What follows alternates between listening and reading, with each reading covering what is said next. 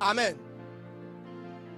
Donc, l'argent répond à toute chose. Ça veut dire que ma fille Bénédicte ici présente fait quelque chose sur cette terre. Si elle a l'argent, elle va avoir. Mais c'est tout ce qui répond à des choses. Donc quelque chose d'objet, un objet, quelque chose de matériel. Maintenant, aide-moi à demander à un voisin, est-ce qui concerne les choses immatérielles maintenant? L'argent peut te donner un mariage somptueux, mais est-ce que l'argent peut te donner le bonheur dans le mariage? L'argent peut te donner une femme, mais est-ce que l'argent peut te donner la soumission de cette femme? L'argent peut te donner, quoi encore? Un téléphone. Mais est-ce que l'argent peut te permettre de faire quoi? De parler à quelqu'un qui est mort. L'argent peut te donner de beaux habits. Mais est-ce que l'argent peut empêcher la lèpre de se répandre sur ton corps? L'argent peut même payer des médicaments. Mais est-ce que l'argent peut te donner la santé? Donc l'argent répond à tout. Quelqu'un dit avec moi, l'argent répond à tout. Mais tout ce qui est appelé chose. Donc tu vois un peu que l'argent est limité. Oh, Dieu répond à tout, tout, tout. Quelqu'un n'a pas dit avec moi, à tout, tout et tout. Dieu répond à tout. Donc, vous comprenez que le Seigneur qui dit que l'argent répond à tout, s'il veut donner quelque chose à notre gentille maman Eleana, qu'est-ce qu'il va faire? Il va lui envoyer un peu d'argent. Il peut te guérir miraculeusement, ou il peut t'envoyer 2000 pour aller payer quelque chose à la pharmacie et il permet aux médicaments de te guérir.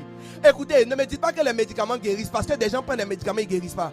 La preuve, il y a des maladies qu'on appelle maladies incurables. C'est-à-dire le médicament peut doser, peut diminuer la maladie, mais pas l'enlever dans ton corps. Tu vois, l'argent peut diminuer la maladie avec un médicament, mais l'argent ne peut pas enlever certaines maladies du corps. Par contre, Jésus peut.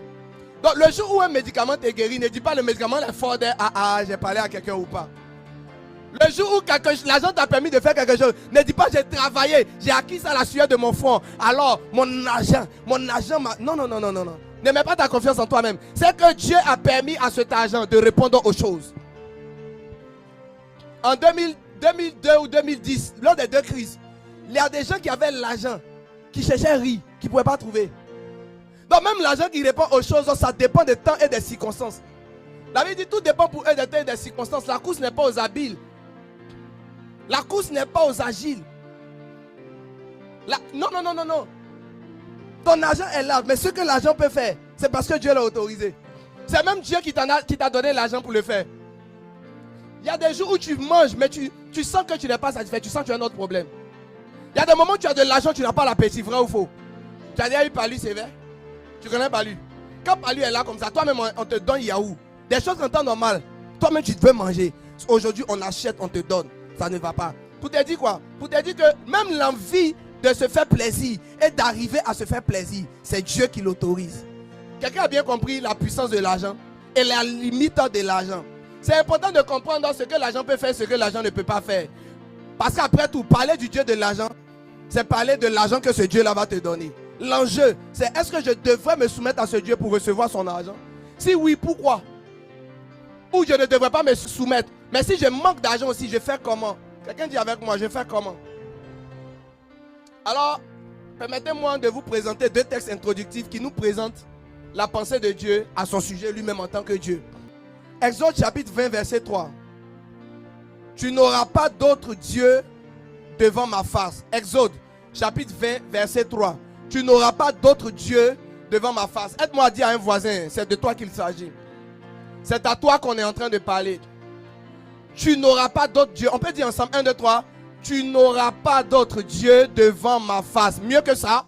Tu n'auras pas d'autre Dieu devant ma face. Une troisième et dernière fois.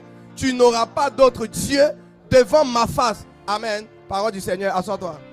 Si tu peux acclamer la parole, ce ne serait pas de trop.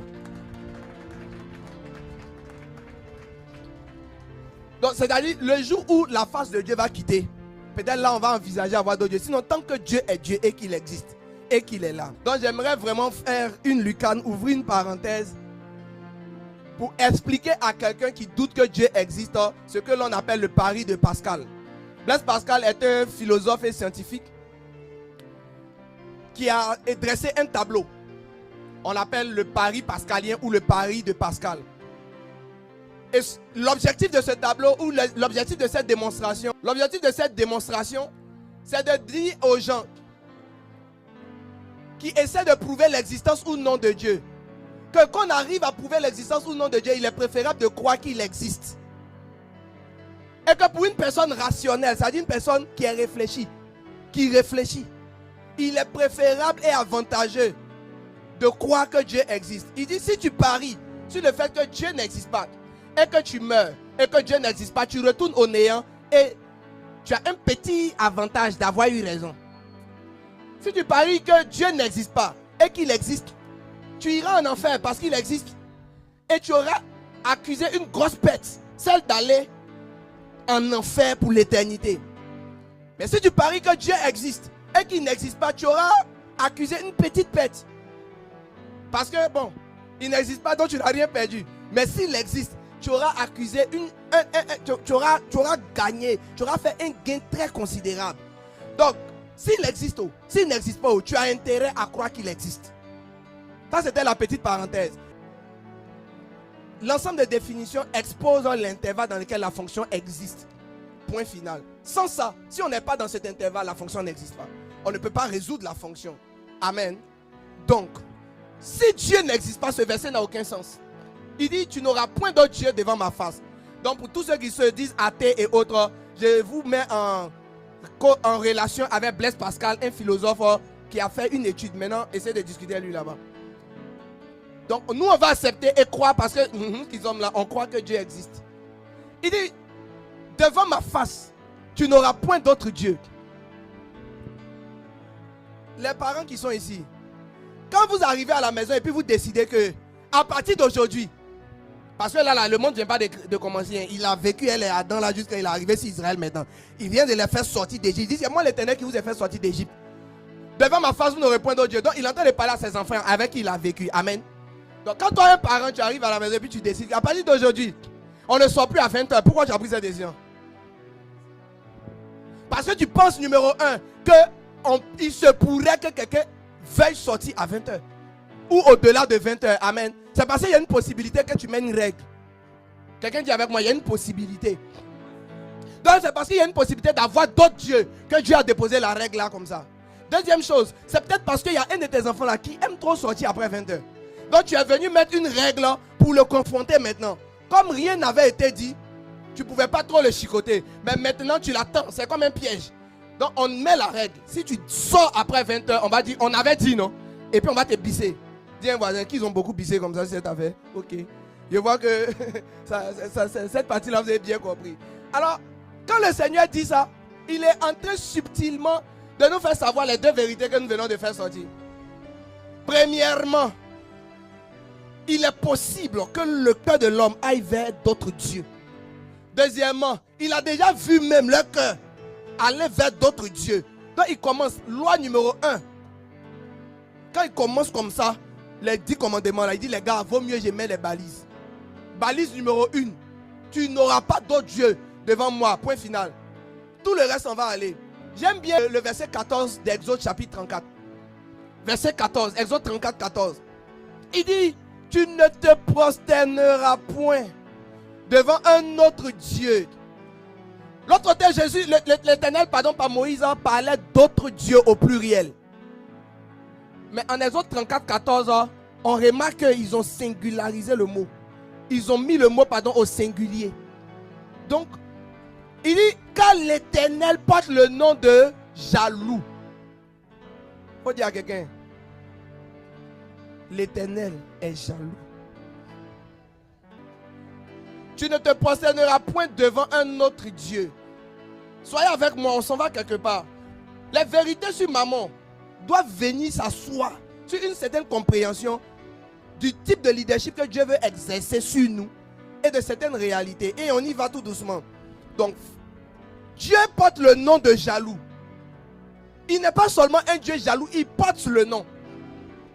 Donc, de la même manière que cette année, nous avons compris à Réchis 21 que le nom actuel de Dieu, c'est le Dieu vivant. Au temps des enfants d'Israël, où Moïse leur parlait, là, la révélation qu'il leur a donnée, il dit que laissez les affaires d'Abraham, je suis le Dieu qui pourvoit tout ça. Là. Alors, vous, je suis le Dieu jaloux. Donc, le défi majeur que l'Éternel a rencontré avec les enfants d'Israël, c'est de les garder dans la fidélité. Et aujourd'hui encore, il y a certaines femmes qui n'arrivent pas à garder leur mari dans la fidélité. Et c'est l'un des problèmes des crises dans les couples. Sinon, les gens sont gentils, ils sont bien, ils ont bon cœur, ils font cadeau. 14 février, même d'autres vont avoir cadeau encore. Mais c'est l'infidélité là qui a rempli les maisons. Et c'est ce qui fait mal. Tu peux tout faire à une femme, sauf la tromper. J'ai dit, une femme peut donner sa vie pour toi, même si tu n'as pas l'argent. Mais le jour où tu vas dépasser la ligne qu'on appelle la ligne de la fidélité, c'est là que tu vas découvrir le nom de la femme qui a mis l'eau dans le coco. Mais c'est une femme. C'est forcément une femme. Je t'expliquerai ça un jour. Il faut noter que je dois t'expliquer pourquoi je pense que c'est une femme qui a mis l'eau dans le coco. Si ce n'est pas une femme, je te dis pourquoi. Mais je t'assure, c'est une femme. Alors notre Dieu porte le nom de jaloux. Ce n'est pas votre jalousie, ça là. Votre jalousie abusive, maladie, façon, non, c'est pas ça. Je te parle de la jalousie sainte de l'Éternel. Il dit, il porte le nom de jaloux. Ça veut dire que jaloux là, ce n'est pas juste une attitude pour Dieu. Lui-même son nom. Genre quand tu t'appelles Ledjou, tu t'appelles Nguessan. Son nom, pas son prénom, son nom. Ça veut dire que nom de famille jaloux, prénom l'Éternel Dieu. Si tu l'as pas appelé, si tu veux l'appeler l'Éternel, il va dire Si tu veux dire jaloux aussi, dis il est jaloux. Si tu as enregistré ça, ça va t'aider à comprendre toute la suite. Donc, à partir du moment où quelqu'un est jaloux et utilise le mot jaloux, Dieu est jaloux et utilise le mot jaloux, il nous ramène dans le domaine conjugal. Ce n'est donc pas étonnant qu'on apprenne que l'Église est l'épouse de Christ. Donc, dans tout ça, on a des schémas de mariage.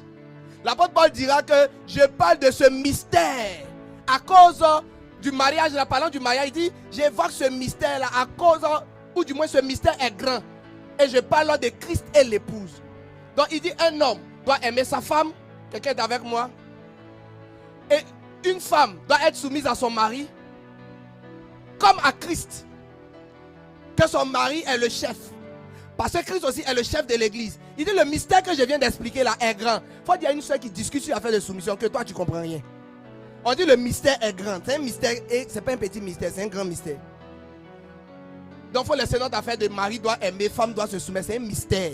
Mystère veut dire c'est mystérieux. Mystérieux veut dire c'est pas facile de comprendre. Donc si tu ne comprends pas, il faut faire quand même.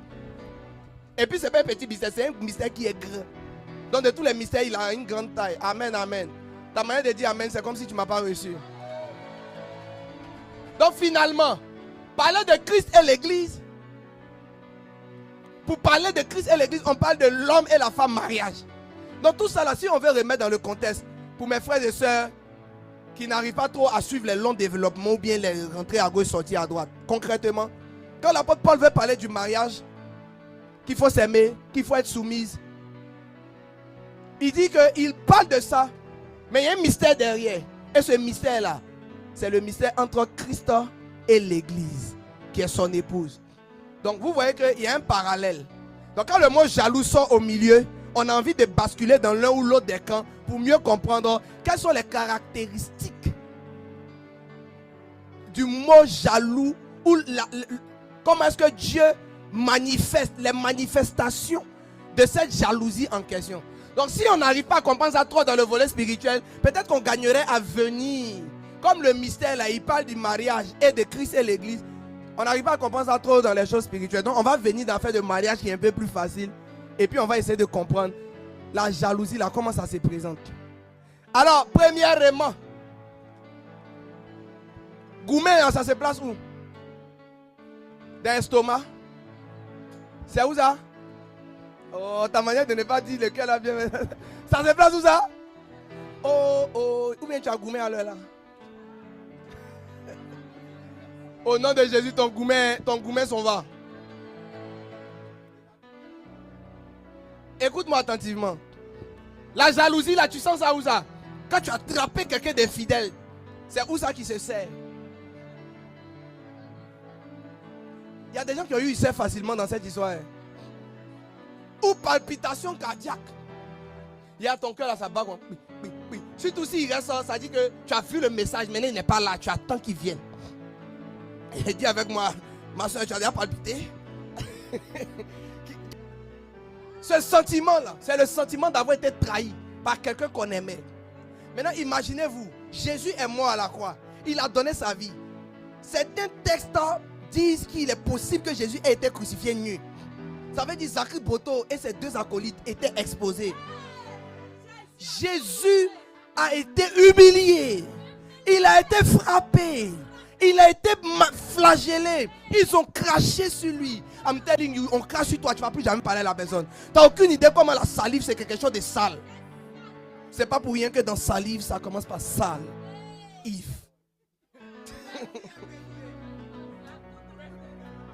Quelqu'un va cracher sur toi, mon frère. Même si quelqu'un crache et puis le vent envoie les gouttes là sur toi. D'ailleurs, même tu as un petit problème avec lui. Il n'a pas fait exprès, tu comprends ça, mais vraiment, comment cracher là? Faut te contrôler ou bien? Jette-toi. Maintenant, on va dire qu'il t'a regardé toi dans les yeux et puis il prie. Et puis il y a des crachats, mais voilà. Il y a des crachats, mais tu sens que le gars, c'est pas brossé. Oh Jésus. Crachat sale. Pâteux. Normalement, crachat, elle doit avoir ça doit être un peu incolore, façon bien blanc. Toi, ton crachat est jaune. Ça veut virer vers le rouge. J'ai dit tous ces modèles de crachat sur la face de Jésus-Christ. Il a fait ça à cause de quoi? Par amour pour toi, Samuel. Là. Par amour pour toi, fils. Pour toi, il t'a aimé toi. Maintenant, explique-moi pourquoi il ne va pas être jaloux. Il a payé la dot là. Il a tout payé. Donc sa jalousie est légitime. Alors à quel moment est-ce que quand tu payes la dot de quelqu'un, ses parents t'ont fait, elle est en voyage, elle n'est pas encore arrivée, paye le transport. Cette partie-là, pourquoi on fait là? Bon bref, on en reparle un autre jour. Elle est en voyage. Voiture est gâtée. On en a vu, hein? Les gens se sont transformés en mécaniciens sur place. Maintenant, on finit tout ça. Et toi, à 23h, quelqu'un va t'appeler, allô? Et puis, on te pose question, tu dis, mais c'est mon téléphone. Et ma liberté alors? C'est là que Goumen commence. Parce que cette nuit-là, le gars, il ne va pas bien dormir. Ça dit, sa tête va commencer à... Donc, c'est exactement la même chose que Dieu est en train de nous prévenir qu'il ressentira. Qu'au moment où dans notre vie, quelque chose d'autre que celui qui a été humilié, frappé, tué, c'est pas il est Dieu, il est revenu aussi, il était mort fini. Si Jésus n'était pas Dieu, qu'il était resté dans ton bois, c'était une tentative échouée. Sa chance, il est Dieu.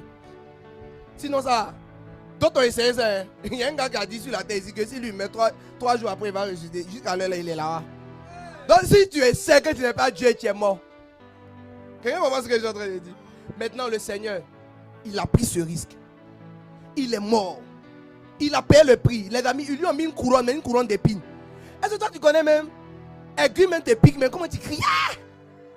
Imagine des aiguilles version Aqualor. Grosse aiguille tissée. Et puis on met sur la tête de quelqu'un, c'est pas fini, c'est pas chapeau. On appuie. Donc ça descend sur le crâne. Les pointes là restent dans ton corps. Tu sais, il y a des moments où quelque chose te pique et puis tu enlèves. Maintenant, il y a un petit dernier truc là, il reste dans ta chair. De toute façon, ce truc a fait mal. J'ai dit, tu vas le chercher, il est petit comme ça. Ou alors c'est arrête. Tu réussis à avaler l'arrête, mais ça laisse un petit truc dans ta gorge. Ça peut te donner angine. Ta gorge peut s'enfler juste pour ce petit dernier truc qui est resté. Imagine tout ça dans le corps de Jésus. Ils l'ont fouetté. Et le fouet qu'on prenait là, il y avait les pointes au bout du fouet. Ça rentre dans sa chair. Non seulement on le chicote, mais avant de revenir là, ça prend un peu de chair, ça sort. Ça déchire les veines. On te prépare comme ça pour que tu saignes beaucoup, tu vas mourir vite. C'était le sort des crucifiés à mort, des gens qu'on crucifiait. Maintenant tu vois, Jésus a payé ce prix. Donc il est en droit de dire, à part moi, tu ne vas pas avoir d'autres dieux. Maintenant à un moment donné, on dirait que le Seigneur s'est rappelé que ceux-là même il a mis au pluriel, ils ne comprennent pas. Même un seul autre Dieu, je ne veux pas. Il dit, tu ne te prosterneras pas devant un autre Dieu. Là, on est en droit de se dire, bon, peut-être qu'il parle de Satan. N'est-ce pas? Mais comme nous l'avons vu le dimanche dernier, selon Matthieu 6, 24, le Seigneur nous a référencé et il nous a expliqué qui est l'autre maître que le monde a cherché à avoir jusqu'à ils se sont débrouillés, ils ont fini par avoir. Qui était là le dimanche dernier que je vois par main levée? Ok, donc vous comprenez très bien de quoi je suis en train de parler. Depuis l'histoire de Babel jusqu'à maintenant, l'homme a cherché à se faire un autre Dieu. Et finalement, l'homme y est parvenu.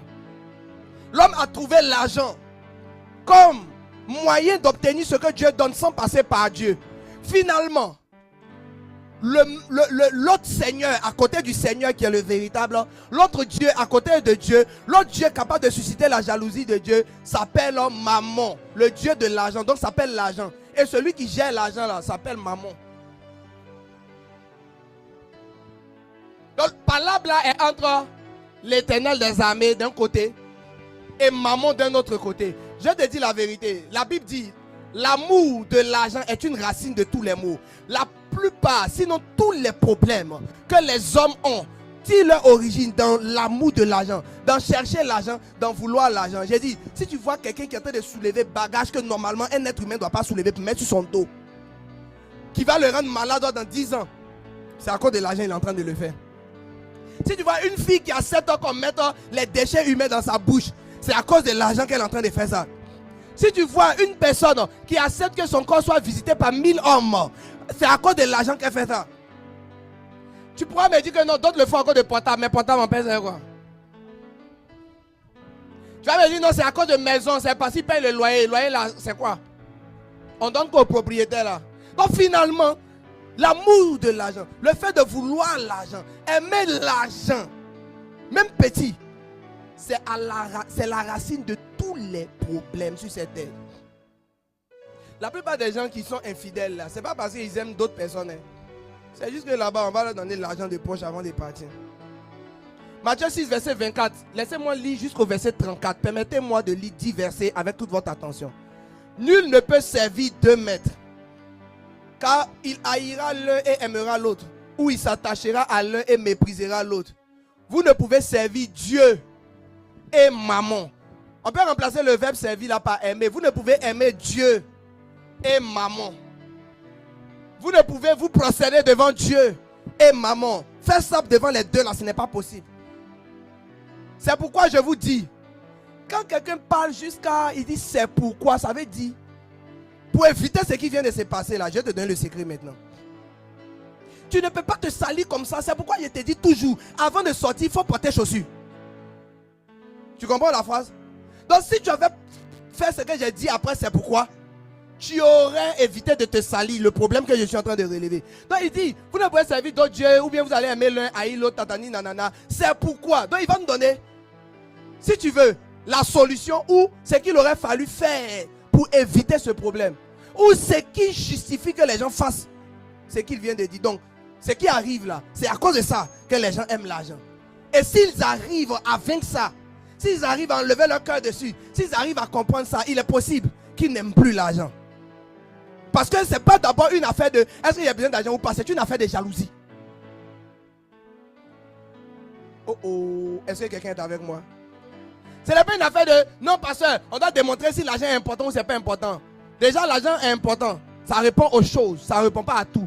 Donc Dieu est plus important que l'argent. Mais finalement, on n'est même pas en train de voir l'argent ou pas l'argent, on est en train de parler de Dieu jaloux. Ça fait mal à Dieu. Dieu a goumé. Les yeux de Dieu le pic-pic. Son cœur palpite. Quand il te voit courir après l'argent plus qu'après lui. Oh, peuple de Dieu, il est mort à la croix. Il a souffert. Jusqu'au jour d'aujourd'hui, il intercède pour nous auprès de son Père. Et finalement, nous sommes en train de courir derrière Dieu. Ton amour de l'argent, ton amour pour l'argent a dépassé les bornes. Et Jésus veut t'appeler ce matin à revenir vers lui. Il dit c'est pourquoi. Je parle à quelqu'un ou je ne parle pas à quelqu'un ce matin. Tu es là où tu es déjà parti. Je te dis la vérité. Tout ce que tu dis pour t'expliquer, te justifier, qui explique que toi tu cours derrière l'argent là, c'est l'amour de l'argent là qui fait ça. Tu aimes trop l'argent. D'autres avaient réussi à sortir de l'amour de l'argent. Ils ont laissé le broutage. Ils ont laissé certaines pratiques, les gars, les payeurs et autres. Mais ils sont actuellement en train de retomber. Ta propre entreprise est en train de te faire retomber dans l'amour de l'argent. Parce que peu importe la voie que l'argent prend, tant que c'est pour l'argent que tu fais ce sacrifice, c'est pour l'argent que tu es en train, c'est l'argent que tu es en train d'adorer. C'est l'argent, devant l'argent que tu es en train de te prosterner. Regardez le verset, il dit c'est pourquoi je vous dis, ne vous inquiétez pas pour votre vie, de ce que vous mangerez. On n'entend ni pour votre corps. Donc il dit, ne vous inquiétez pas pour votre... Est-ce qu'un chrétien est là? Je parle seul où vous êtes là. Il dit, ne vous inquiétez pas pour votre... Est-ce que tu te réalises que c'est parce que tu es trop inquiet pour ta vie que l'argent a commencé à prendre le contrôle de ta vie? Tout le temps en train de chercher. Mais si je ne travaille pas, comment il va m'occuper de moi? Jésus te parle ce matin. Lui, celui qui a payé le prix à la croix, il te dit, en te regardant droit dans les yeux, ma fille, ne t'inquiète pas pour toi-même ta propre vie. Laisse-moi ça, je gère. Regarde quelqu'un demande lui, est-ce que ça c'est possible? Donc il faut lui demander, est-ce que tu peux au moins obéir à Jésus sur ce coup-là? Il dit, ne vous inquiétez pas de ce que vous mangerez. Ta nourriture de demain, après demain, jusqu'à 2020, tout ça là, laisse ça. On dit, il ne faut pas t'inquiéter. Si Jésus est ton Dieu, voici ce qu'il te dit. Écoutez, un père de famille ne peut pas rentrer dans la maison, dire à sa femme, ma femme, ne t'inquiète pas de ce qu'on va manger, je gère. Et puis elle s'en va s'asseoir, elle doit faire calcul maintenant, que où il y a enlevé manger. Mais on ne vient pas de te dire qu'on va gérer. Tu dis, attends, il a appelé mon oncle. C'est comme ça que ton mari va être jaloux de ton oncle. J'ai appelé mon collègue, il va me faire un petit prêt. On va dire, il y a quoi entre ton collègue et toi? J'ai dit, je vais gérer. Tu dis, tu vas appeler ton collègue. Alors, ton collègue, il y a quoi? Jalousie à déclencher. Le fait de, quand on dit jalousie, là, c'est même pas que tu as forcément eu des rapports intimes avec la personne. C'est juste que tu as donné la place d'honneur, la première place, la supériorité, l'avantage, la considération à quelqu'un d'autre que la personne qui mérite ça. Oh, j'ai parlé à quelqu'un ou pas? Il dit, ne vous inquiétez pas pour votre corps. Ça veut dire pommade.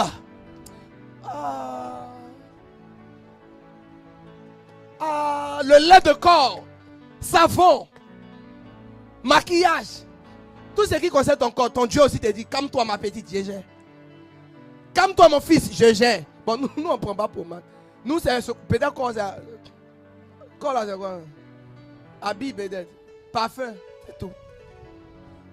Il dit, ne vous inquiétez pas de quoi vous serez vêtu. Habit. Habit. Habit. C'est-à-dire quand tu regardes de haut en bas, tous tes amis, tu te dis que moi ici en retard. Non, il faut que je trouve un moyen de me mettre dans le bon. Les gens sont inquiets. Tu vois comment tu es devenu calme et ton voisin est devenu calme là, non? C'est parce que ton voisin sait qu'il est quelqu'un qui s'inquiète beaucoup pour ce genre de choses. Je veux bien croire que ton voisin ne savait pas que Dieu lui a dit, ne vous inquiétez pas. Dieu n'est pas un enfant. Si tu lui fais confiance, tu lui fais confiance. Si tu ne lui fais pas confiance aussi, tu ne lui fais pas confiance. Mais il y a un choix à faire. Tu cours derrière l'argent. Mais Dieu dit, l'argent là, ce que tu veux faire avec ça là, je gère. Toi, laisse l'amour de l'argent. Toi, laisse l'argent où ça y est. Ne te prosterne pas devant l'argent. Ne t'humilie pas devant l'argent. N'adore pas l'argent. Dans le règne de l'esprit, se prosterner devant l'argent, ce n'est pas se mettre à genoux. Se prosterner devant un Dieu, ce n'est pas se mettre à genoux. Se prosterner devant un Dieu, c'est soumettre sa volonté à ce Dieu. C'est soumettre sa volonté à cette puissance. C'est pourquoi l'une des définitions de mammon me plaît beaucoup. On définit mammon comme étant la puissance avilissante de l'argent. Ça veut dire que ça t'avilit, ça te prend en esclavage, ça te prend en otage, ça te contrôle. Pour l'argent, tu peux faire des choses. S'il n'y a pas l'argent, tu ne fais plus ces mêmes choses. J'ai prié, le Seigneur m'a dit que la phrase petit l'argent, petit travail, beaucoup l'argent, gros travail. Ça, c'est une phrase des adorateurs de mammon. Que si quelqu'un n'est pas au service à la sorte de mammon, si l'argent ne lui suffit pas pour sa prestation, il dira je ne fais pas. Mais il ne va pas dire je prends l'argent et je fais le petit travail. Parce que ça voudra dire que c'est maman qui décide s'il fait un bon boulot ou pas un bon boulot. Il y a des gens, vous cousez les habits des gens, mais vous cousez mal parce qu'ils n'ont pas bien payé, vrai ou faux? Maintenant, je vais te dire la vérité. Ça veut dire que tu es au service de maman. Ça veut dire que maman est ton Dieu. Si l'argent ne suffit pas, il faut dire que tu ne fais pas. Pour l'argent, les enfants de Dieu font toutes sortes de choses. Regarde un voisin, demande-lui. Quand tu ne viens pas à l'église, c'est pourquoi? C'est pas pour laver tes habits pour aller au travail lundi. C'est pas pour faire ça. C'est l'argent qui est en train de te contrôler. Tu fais comme si tu aimes le travail, mais le travail, quand tu es là-bas, tu es sur les réseaux sociaux. En vérité, tu n'aimes pas le travail. La plupart des gens sont dans les bureaux en train de jouer Zuma, non?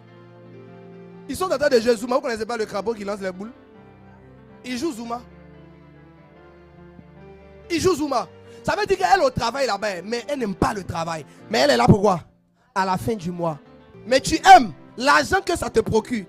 C'est pourquoi si tu dois choisir entre un travail où on porte mini, hein, et puis on te donne 150 000 à la fin du mois, Et puis un travail où tu as le temps d'aller à l'église, tu es bien habillé décemment, on te paye 75 000, tu vas préférer 150 000. Parce que tu t'en fous carrément de la nature du boulot. C'est combien on va te donner là, c'est ce qui t'intéresse. Parce que l'argent contrôle. Et c'est pour ça que Dieu est jaloux. Actuellement, nous sommes en train de vivre. Souvent, quand tu as fini de chercher ton argent, maintenant, tu appelles Dieu pour compléter le reste. Il ne te répond pas. Et tu penses que tu as mal fait de donner ta vie à Jésus. Non. Mais tu as rendu Dieu jaloux. Tu as rendu Dieu jaloux. Le travail qu'on donne aux gens, ils ne font pas ce travail, mais ils veulent le salaire. Tu es dans une entreprise, on te dit qu'il faut envoyer 10 clients, on va te payer. Tu n'as pas envoyé les clients. Mais à la fin du mois, regarde comment tu attends ton argent. Ça prouve que ton cœur n'est pas sur le boulot. Ton cœur est sur l'argent que tu gagnes. Maintenant, tu as besoin de l'argent, c'est vrai. Mais l'argent ne doit pas être ton maître. Il y a des personnes, même s'ils n'ont pas lu, quand on dit qu'ils doivent venir faire quelque chose pour gagner l'argent, ils iront. Mais Dieu est étonné, Dieu est jaloux, Dieu a mal, Dieu a gourmé. Que quand c'est pour lui, si tu n'as pas lu, tu dis que toi tu ne peux pas bouger de la maison. Tu n'as pas lu, mais tu es allé au travail, non? Regarde quelqu'un, il faut lui dire, on dirait que nous sommes des adorateurs de maman. Hein. La première vérité que j'aimerais t'exposer sur maman, c'est que maman, il avilit les gens. Le Dieu de l'argent, il contrôle les gens. Il les contrôle par quoi? Il les contrôle par leur amour de l'argent. C'est que tu ne peux pas faire pour ton Dieu. Maman fait en sorte que tu le fasses pour lui. Écoutez, regardez la douleur que ça va mettre dans le cœur de quelqu'un. Si sa femme dit elle est malade, elle ne peut pas préparer pour lui. Et puis, ses collègues quittent au travail, ils arrivent. Et il y a un coup. Elle est levée, elle est en train de préparer. Regardez comment le monsieur, ça va lui faire mal. Même si ce n'est pas avec son argent. Même si ce n'est pas avec ses ustensiles. Mais tu n'as pas pu te lever pour moi. Comment tu peux te lever pour quelqu'un d'autre? Moi qui ai payé ta dot. Moi qui t'ai marié. Moi qui te soigne quand tu n'es pas là. Moi qui te protège quand on veut te frapper. Moi qui paye le loyer. Tu n'as pas pu préparer pour moi. Je comprends, tu es malade. Mais comment tu as pu avoir la force pour te lever pour quelqu'un d'autre? C'est comme ça que le Seigneur se sent. Et voilà le point où maman sait que ça rend Dieu jaloux. Alors c'est comme ça qu'il fait. Il sait que travailler dans certains endroits, ça humilie Dieu. Ça renie Dieu. Alors c'est là-bas il fait qu'on te paye beaucoup plus.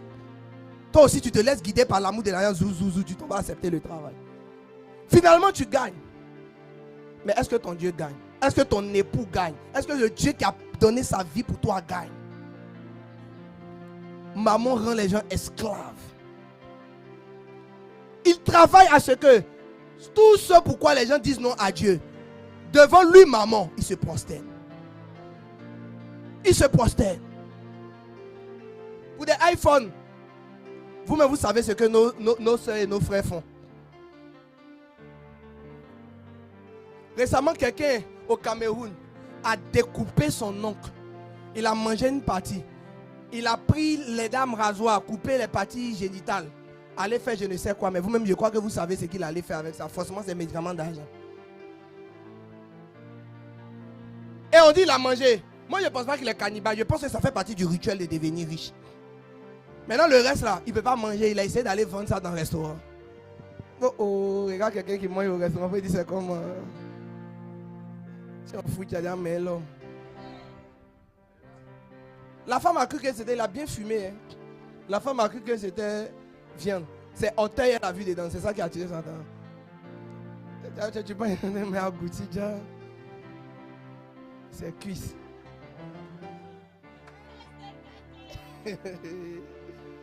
Écoutez-moi attentivement. L'amour de l'argent a gagné les cœurs. On parle, on rit. Mais même dans l'église, maman est rentrée. Les gens ne font plus rien pour rien. Les gens mettent leur petite commission sur les factures. Laisse-moi te donner quelques points rapidement et j'aurai terminé. Quelqu'un est béni ce matin? Mais avant, j'ai terminé mon verset. Et puis on va rentrer dans les points. Donc n'oubliez pas, je vous ai donné le premier point, mais je termine rapidement le verset. C'est pourquoi je vous dis, ne vous inquiétez pas pour votre vie, de ce que vous mangerez, ni pour votre corps, de quoi vous serez vêtus. La vie n'est-elle pas plus que la nourriture et le corps plus que le vêtement? Regardez les oiseaux du ciel.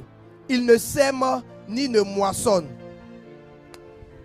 Et ils n'amassent rien dans des greniers. Et votre Père Céleste les nourrit. Ne valez-vous pas beaucoup plus que...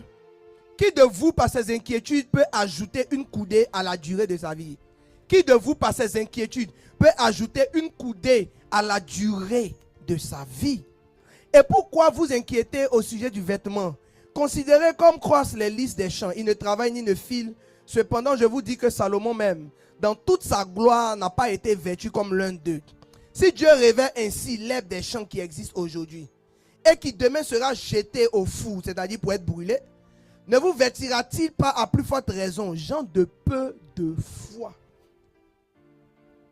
Ne vous inquiétez donc point et ne dites pas que mangerons-nous, que boirons-nous, de quoi serons-nous vêtus? Car toutes ces choses, ce sont les païens qui les recherchent. Ne vous inquiétez donc point et ne dites pas que mangerons-nous, que boirons-nous, de quoi serons-nous vêtus? Je vais manger quoi? Je vais boire quoi?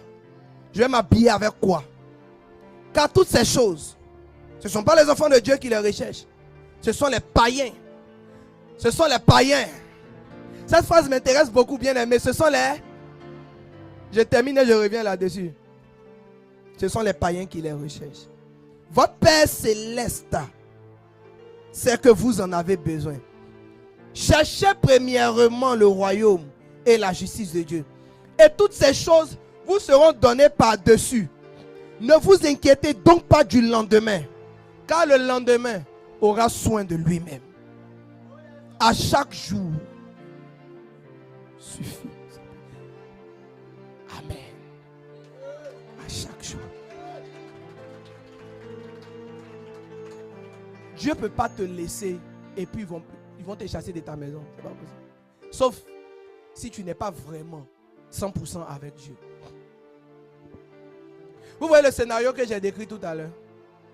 Est-ce que vous le voyez bien? L'histoire de tu ne peux pas préparer, tu es malade, mais tes collègues viennent, tu prépares. Un tel mari, demain si elle lui demande quelque chose, il peut dire non alors qu'il en a. C'est comme ça. Certains ont rendu Dieu jaloux. Dieu aussi est resté dans sa coquille. Il a regardé dans son église. Il a vu ceux qui l'aiment vraiment. Il est en train de se concentrer sur leur vie. Il y a d'autres qui doivent ce matin là se repentir un peu. Parce que Dieu a déjà classé ton dossier. Il a vu que tu aimes autre chose plus que lui. Il dit ces gens d'inquiétude là, ce sont les païens. Donc avant de commencer à énumérer les vérités que je voudrais te révéler au sujet de maman, j'aimerais te rappeler qu'aux yeux de Dieu, quelqu'un qui cherche l'argent comme tu cherches là, il ne le considère pas comme un enfant de Dieu, il le considère comme un païen. Quelqu'un qui s'intéresse, il a porté quoi? Affaire d'habit là. Il n'y a rien à manger. Oh. Papa, il faut me comprendre. Lui là, c'est parce qu'actuellement la position n'est pas bonne. Le jour ça allait là, il a le laisser. Toi, Dieu te considère comme un païen. Ou une païenne. Tu n'es même pas compté au ciel comme un chrétien. Hein? Tu n'es pas compté au ciel. Récemment, j'ai dit à une dame, je lui ai dit, madame, tu dois pouvoir arrêter avec l'adultère. Et Dieu va te donner un foyer. Mais, pasteur, c'est la personne qui me soutient. Oh. J'ai compris dans ma tête que je n'ai pas affaire à une chrétienne, j'ai affaire à une païenne. Je dois prier pour sa conversion. Et c'est pareil pour toi. Tu es assis devant moi, mais je dois aussi prier pour ta conversion. Tu as comportement de païen. Apparence de chrétienne, mais comportement de païenne. La seule raison pour laquelle tu es dans cette fausse relation-là, c'est à cause de l'argent qu'on te donne. Si ce gars-là te donnait rien, là, tu ne serais pas là, tu ne serais pas dedans. Tu ne serais pas dedans. Et à ton jeune âge, tu sois papa des gens. Si ce n'est pas à cause de l'argent, le tonton a son gros ventre, tu vas faire ouais, lui. Mais c'est l'argent. Regarde, à ce jeune âge que tu as là, tu ne vas plus à l'école, tu es devenu brouteur. Oh, regardez-moi ici. Tu tapes clavier. Si ce n'est pas à cause de l'argent, est-ce qu'en temps normal, toi, tu peux arrêter tes études? Toi, quand je te regarde là, tu es quelqu'un qui avait envie de réussir dans la vie. Mais tu as arrêté tes études pourquoi? C'est pas que tu aimes dire comportement des païens. Dis avec moi, comportement des païens. Alors, je vous donne quelques vérités rapides. Déjà, il faut savoir que Mamona vient du terme araméen qui était traduit en grec par les 72 ans comme étant Mamona. Mamona signifie richesse, bien matériel et aussi sécurité financière. Amen. Donc, quand Jésus est en train de parler de maman, il n'est pas en train de parler de l'argent neutre. Il est en train de parler de cette mentalité qui prend l'argent comme une sécurité. De cette mentalité qui prend l'argent comme un point de repère. Vous savez, dans ce monde où nous sommes, si tu n'as pas l'argent, on considère que tu n'as pas réussi. Hein? Les gens ont créé le terme signe extérieur. Les signes extérieurs de richesse. Les signes extérieurs de richesse. Quelqu'un a dit, si tu n'as pas une Rolex à 40 ans, tu n'as pas réussi ta vie. Mais moi, je connais bon nombre de personnes qui ont réussi leur vie, mais qui n'ont pas encore acheté de Rolex. Une Rolex, c'est une montre très chère qui coûte des dizaines de millions. Montre, 10 millions, 20 millions. Pourquoi? Et on dit que si tu n'as pas ça, tu n'as pas réussi. Voici des éléments que maman a libérés dans l'atmosphère pour que les gens soient asservis, pour que les gens soient avilis, pour que les gens dépendent de l'argent. Actuellement, si tu n'as pas l'argent, c'est comme si tu es raté. C'est comme si tu es une ratée. Un jour, une maman a dit à l'une de mes filles, mais tu prends ma pommade, toi tu es jeune fille, non? Ça veut dire quoi? Qu'est-ce que ça veut dire cette phrase? Pourquoi tu viens utiliser ma pommade? Tu es jeune fille? Oh, on paye, la pommade ça se paye. C'est parce qu'il n'y a pas l'argent qu'elle est venue prendre pour la madre. Maintenant la madre lui dit tu es jeune fille, ça veut dire quoi? Aidez-moi. Quand tu es une jeune fille, il faut utiliser ce que tu as là pour aller trouver pour toi aussi. Des petites phrases subtiles. Peut-être que ce qu'elle voulait dire était autre chose, mais en tout cas vous connaissez la manière dont elle a compris cette phrase. Alléluia. On n'est pas en train de te parler de l'argent simple, on est en train de te parler de la puissance derrière l'argent. Alléluia. Donc la première vérité sur maman, c'est que maman ce n'est pas l'argent. Si tu veux la deuxième vérité, maman avilie, ou prenons le deuxième en premier, pardon. Maman ce n'est pas l'argent, maman c'est la puissance derrière l'argent. La puissance avilissante. Maintenant, c'est une puissance qui veut prendre en esclavage. C'est une puissance qui te pousse à faire pour elle, pour l'argent donc, les choses que tu n'es pas capable de faire pour Dieu. En mode si tu es fatigué et que tu ne peux pas, n'est-ce pas? Faire quelque chose pour Dieu, l'argent va se battre pour que pour lui tu puisses faire ça. Ou maman va se battre pour que tu puisses faire ça pour lui. Qu'est-ce qui va t'envoyer? Sa ressource, l'argent. Amen. Par exemple, actuellement, vous voyez, on entend des prêcher, non? Tout le monde est assis. C'est pas que c'est mauvais. Mais si il sort un billet de 10 000 et puis il dit quelqu'un n'a qu'à venir prendre, tu vas voir comment tout le monde s'est levé. So, ou bien il va dire que voici le billet de 10 000. Celui qui crie plus fort que tout le monde, prend le billet.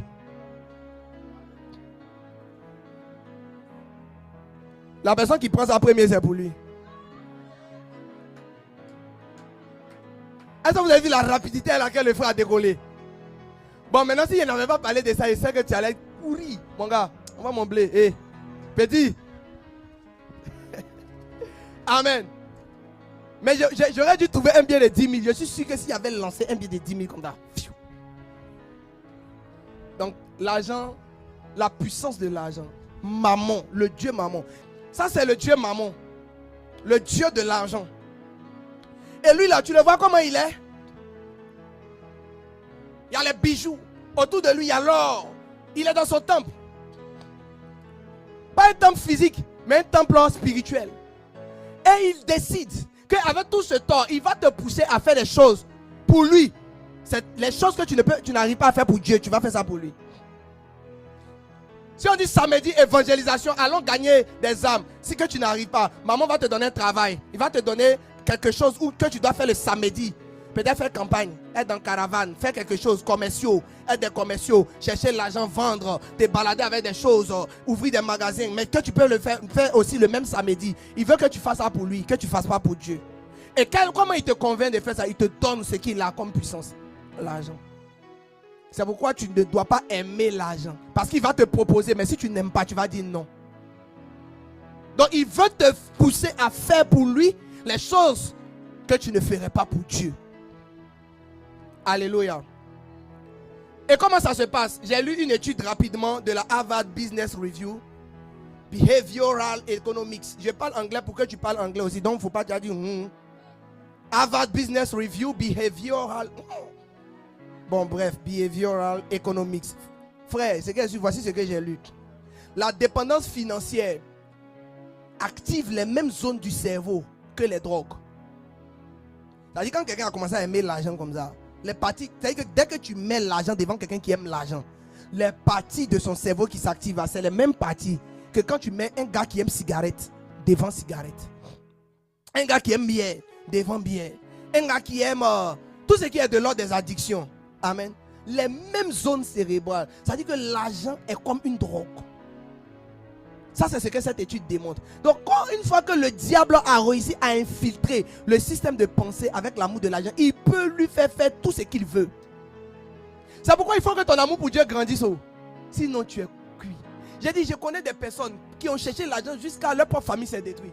Leurs enfants ont grandi sans éducation paternelle véritable. Tellement les gars cherchaient l'argent. Ils ont eu des milliards, ils ont eu des avions, ils ont eu tout ce qu'ils voulaient.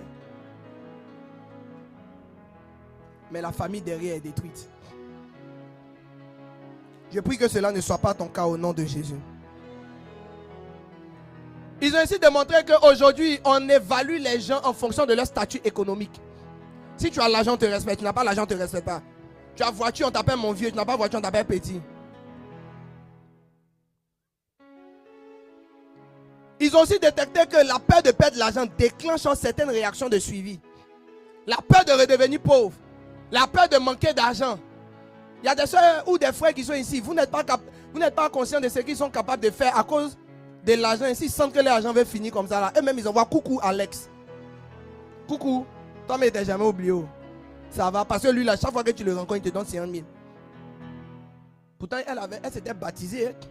Elle avait dit que non, elle ne fait plus rien, tout ça là. Elle était devenue une fille spirituelle même du pasteur. Mais Joe, il n'y avait rien à voir quoi. Amen. Donc pour ceux qui prennent des notes, notez que maman fonctionne en créant la peur du manque dans le cœur des gens. En créant un fort sentiment qu'ils sont quelqu'un à partir de ce qu'ils ont. En créant l'illusion de la sécurité. Vous n'avez pas remarqué que quand vous avez beaucoup d'argent, c'est comme si vous êtes en paix, vous n'avez plus peur de rien. C'est comme si l'argent est devenu ta sécurité, alors que l'argent n'est pas ta sécurité. C'est une illusion.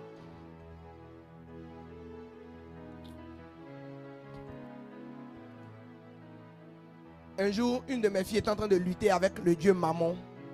Je pense qu'aujourd'hui, je vais m'arrêter là. J'ai donné beaucoup d'informations. Je ne sais pas si vous pouvez avaler tout ça. Un jour, une de mes filles était en train de lutter avec Mammon, si elle va donner sa dîme ou pas. Est-ce que je peux te parler de cette histoire? Elle luttait avec Mammon, si elle va donner la dîme ou pas. Si elle va donner la dîme ou pas. Jusqu'à elle a décidé de ne pas donner. Bon, moi, je peux la comprendre. Hein. Peut-être qu'elle a beaucoup de problèmes, ou bien. Moi, en tant qu'un homme, je peux la comprendre. Maintenant, ce qui m'a étonné, c'est que quelqu'un a volé son salaire.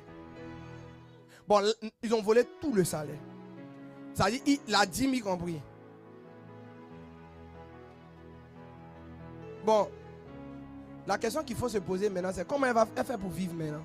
Puisque 90% ne pourrait pas la faire vivre. Donc, elle a décidé qu'elle va bloquer pour Dieu aussi. Bon, maintenant, 0% là, elle vit. Donc, je me suis dit, oh, ça là, vraiment, ma fille, elle est foutue. Ça, bientôt, on va aller faire enterrement parce qu'elle est morte. Et si 90% ne suffit pas, 0%, ça, c'est une crucifixion. À ma grande surprise, le mois prochain, elle vivait. Elle se portait bien. Tout allait bien. Donc dis-moi, on peut vivre sans salaire, mais on ne peut pas vivre sans les 10%.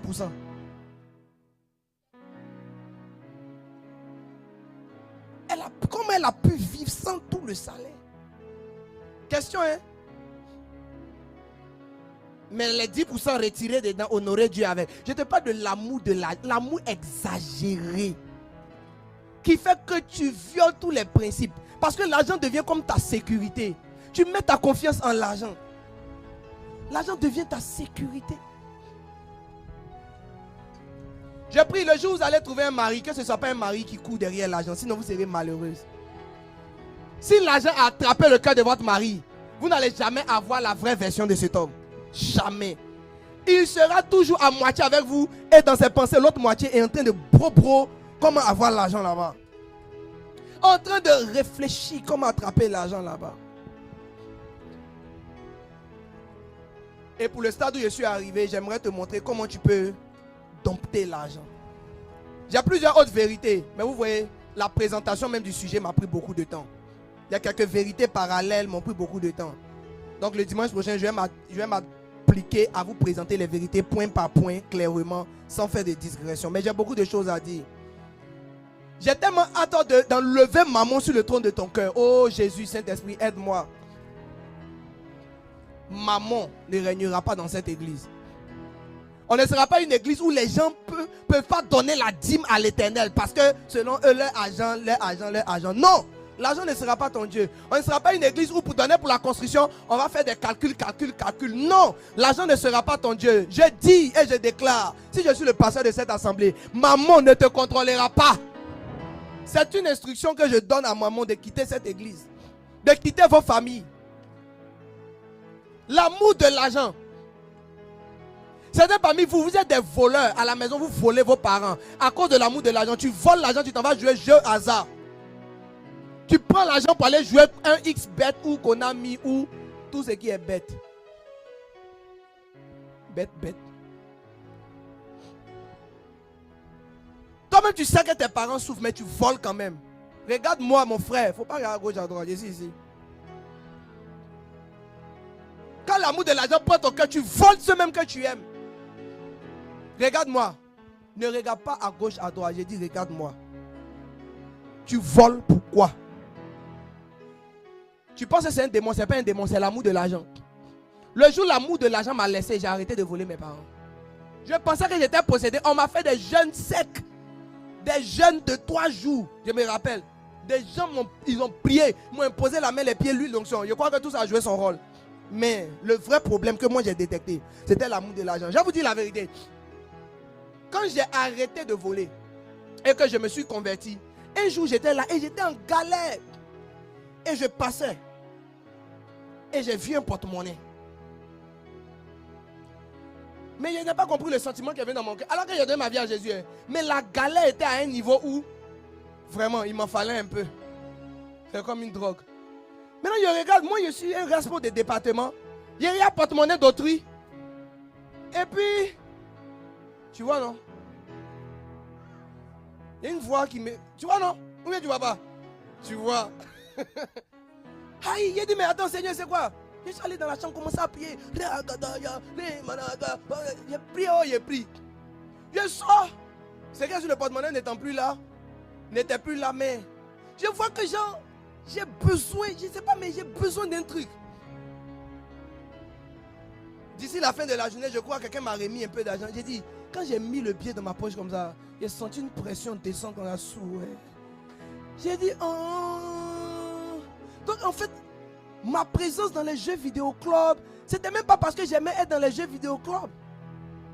C'est là que le Saint-Esprit m'a aidé à commencer mon petit business de cartes de visite. Quand j'ai commencé à gagner mes 2500 moi-même, j'ai commencé à apprendre les règles de l'argent. J'ai lu le livre Père riche, Père pauvre de Robert Kiyosaki. Commencé à comprendre les choses de l'intelligence financière. Tout ce qui est envie de vol, envie de jeu à zéro est sorti. J'ai dit, souvent ce n'est pas un démon de vol. C'est ce qu'on appelle l'amour de l'argent. Tu aimes Dieu. Tu aimes avoir l'argent. Tu te sens en sécurité dans l'argent. Quand l'argent est avec toi, tu ne veux pas que l'argent te quitte. Comment tu peux vaincre l'argent? Il faut apprendre ce que Jésus a dit. Il dit, il y a plus de bonheur à donner qu'à recevoir. Il faut apprendre à libérer l'argent pour te défaire de sa puissance. Il faut être quelqu'un qui apprend à donner 10 000. Moi, j'ai commencé à donner des sommes importantes et faramineuses à Dieu. J'ai donné, un jour, j'ai donné plus de 300 et quelques mille à Dieu. Et tu n'as plus rien. Ça te libère de l'amour de l'argent. L'amour de l'argent, on ne dit pas ça dans la bouche. On dit ça avec les actes. Tu prouves à l'argent que tu ne le moins pas. J'ai vu des personnes dire tu mets l'argent et puis tu piétines. Ça c'est rien. Tu vas remettre dans ta poche encore. Il faut les aider. La vraie manière de dire, apportez-moi un panier. La vraie manière de dire que tu ne veux pas l'amour de l'argent là. Tu vois le panier qu'elle a là. Tu soulèves tout ton porte-monnaie. Un jour, toi, faut pas faire ça aujourd'hui. Sinon, ils vont dire qu'il était volé. Toi, tu te lèves là-bas et puis tu viens, tu donnes. On dit à la construction, toi, tu soulèves ton compte en banque, tu envoies. Tu prends la moitié de ton argent. Il a dit, il faut tester si ton argent peut quitter ta poitrine. Est-ce que ton argent, j'ai dit, est-ce que tu peux enlever l'argent qui est ta sécurité? Ce soir, aujourd'hui, est-ce que tu peux prendre tout ce qui est sur toi, faire au fond et dire, Dieu va me ramener à Iré. Le jour où tu vas pouvoir faire ça, ma fille, ça c'est le jour où maman et toi, tu n'es plus prosterné devant lui. Parce qu'il dit, aussi longtemps que j'ai l'argent, ils vont se mettre à genoux. Et c'est ma conclusion. Maintenant, nous aussi on déclare, même si tu as l'argent, on ne se mettra pas à genoux. Maintenant, tu ne peux pas avoir l'argent dans ta poche et dire cette phrase. Tu ne peux pas compter sur ton argent et puis tchatcher sur maman. Donc tu dois faire quelque chose pour lui montrer. Je vais t'encourager. Cette année, toi et maman, vous avez rendez-vous sur le terrain de la construction. C'est là on va voir si tu as 500 de petits déjeuners là, maman a utilisé ça pour te contrôler ou pas.